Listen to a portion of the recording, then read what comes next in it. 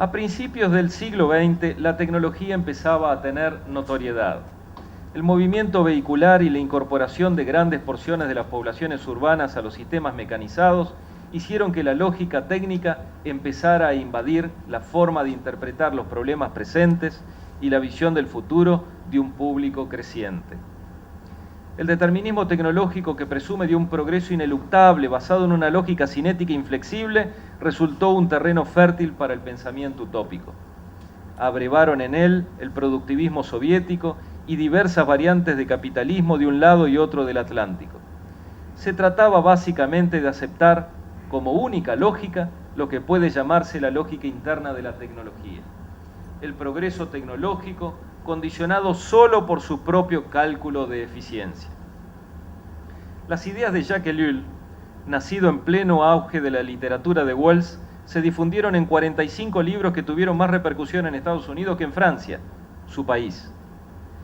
Su libro, La technique ou l'enjeu du siècle, fue traducido por John Wilkinson a pedido de Aldous Huxley, quien poco después escribiría Un mundo feliz.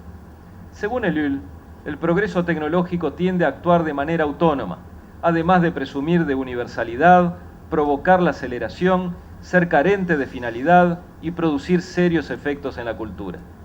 Su racionalidad, dice Ellul, le permite escoger los métodos de adaptación y sobrevivencia que pueden ser más eficaces en cada ocasión. Se rige por sus propias leyes, lo que significa que no se encuentra determinada por los valores y las finalidades que le establecen los humanos. Es como si Ellul hubiese sabido que los usuarios harían con los teléfonos móviles cualquier otra cosa menos lo que los inventores y proveedores pensaron de él al origen. Antes del proceso de mecanización de la vida en sociedad, las técnicas eran restringidas espacial y temporalmente. Con la revolución industrial, las máquinas y la organización mecanizada del trabajo asumen un papel relevante en la producción. Pero los mayores efectos provienen de que la técnica moderna no se limitó a la industria y a sus procesos. El fenómeno técnico, en la visión de Ellul, transformó la economía, el Estado y el hombre. Los principios que regían los procesos industriales empiezan a ser de aplicación en todos los campos de la sociedad con la finalidad última de obtener un incremento de la eficacia, la preocupación de buscar en todas las cosas el método más eficaz. En otros términos, el progreso requiere eficacia. Las personas depositan su futuro en las soluciones técnicas que provienen de la aplicación de la técnica, en desmedro de otras soluciones posibles. En una reedición corregida de 1990 de la obra mencionada, agrega un artículo titulado L'ambivalence du progrès technique, en el que advierte que cuando se habla de progreso técnico se deben evitar las actitudes corrientes de quienes asumen la crítica fácil o la rechazan bajo el influjo de la admiración. Ellul insiste en una reflexión más interpretativa y crítica de las soluciones técnicas. Considera que el atributo más relevante del desarrollo técnico es su ambivalencia. El desarrollo técnico no es ni bueno ni malo, ni neutro. De manera compleja está compuesto de elementos negativos y positivos. Estamos inmersos, dice, en un universo ambiguo. Cuanto más progreso, más la relación entre lo bueno y lo malo es inextricable. Más tensa es la situación, menos podemos escapar a los efectos ambivalentes del sistema. Su pensamiento acerca de cómo entender lo que sucede cuando introducimos tecnología en los problemas de origen cultural o social puede resumirse en 5 puntos. Primero, la solución técnica puede provocar más problemas de los que resuelve. Al final, no sabemos si lo que hemos conseguido es de menor o de mayor valor que lo perdido o lo evitado. Segundo, los efectos de la técnica, por ejemplo, sobre la cultura, son de otro nivel de complejidad que lo técnico. Tercero, las técnicas permiten prácticamente producir cualquier cosa. Como producir es bueno en sí mismo y la eficiencia de la técnica consiste en aumentar la producción, el volumen de cosas inútiles aumenta incesantemente. Cuarto, todo progreso técnico, sujeto a la propia imperfección humana, conlleva un cierto número de efectos imprevisibles. Su capacidad de destrucción aumenta cuanto más rápido la innovación pasa a la implementación, disminuyendo la observación preventiva. Quinto, los múltiples efectos de la técnica aumentan el riesgo de que se produzcan imprecisiones o resultados no deseados, como las personas incapaces de adaptarse a la velocidad de los cambios, personas que el sistema no soporta. Para Ellul, este universo contrasta con el mundo bíblico, lo que lo lleva a proponer una ética del no poder, que se contrapone exactamente al pensamiento utópico en el que el hombre es capaz de un progreso infinito. Frente al incremento del ritmo y complejidad de los fenómenos técnicos que se renuevan, especializan y multiplican al mismo tiempo que aumentan su eficacia, sugiere aceptar no hacer todo lo que somos capaces, lo que supone buscar sistemática y voluntariamente el no poder, que, bien entendido, no significa aceptar la impotencia, el destino o la pasividad. A pesar de los contrastes sucesivos que soportó el determinismo tecnológico, aún subyace como corriente intelectual y como práctica social y económica. Probablemente esto se deba a que todo desarrollo lineal o predeterminado resulta tranquilizador, menos demandante de participación. Ante la complejidad de lo que se presenta como inexpugnable y críptico, el aseguramiento técnico reconforta a los usuarios en la comodidad de la no intervención. La baja participación social es recompensada con las garantías que los expertos otorgan selectivamente a ciertas tecnologías.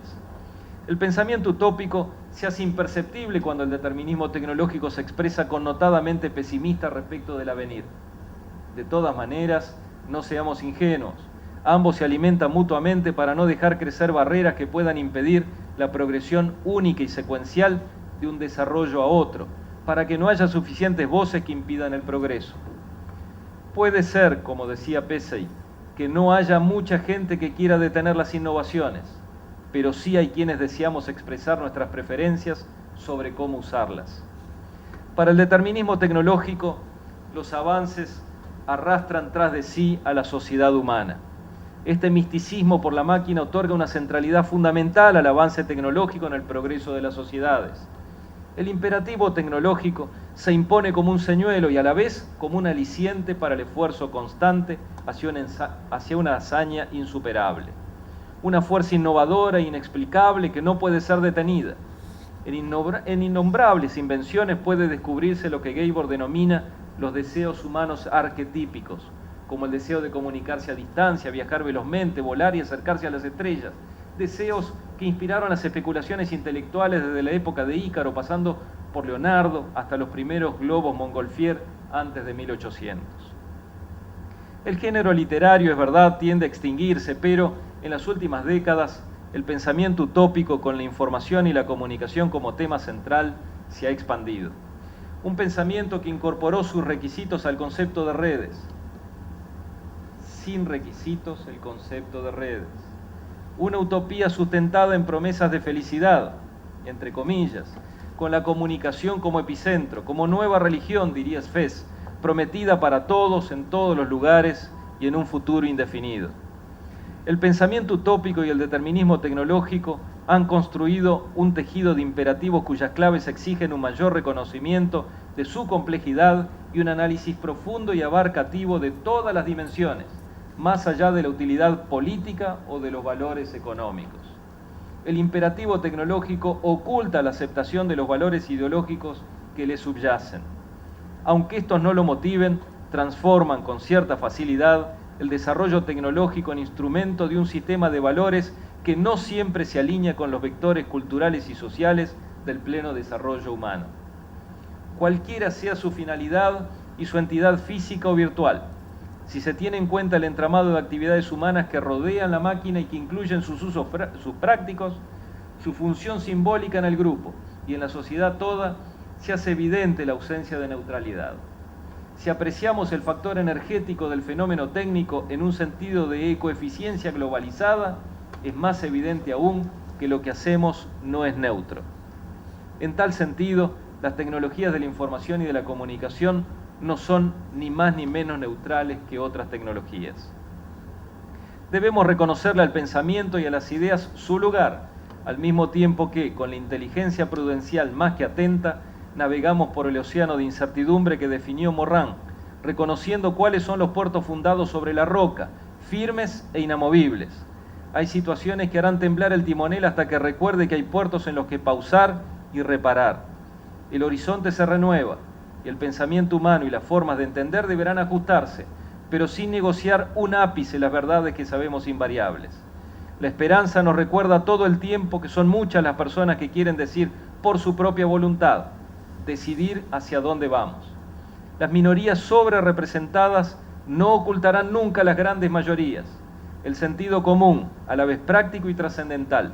Mayorías que saben que la aldea global no les pertenece, que fue creada para perdurar y para que nuestros descendientes crean, al igual que nosotros, que la convivencia pacífica es posible, que la tecnología y las ideas deben someterse por igual al bien del hombre, porque hay un bien.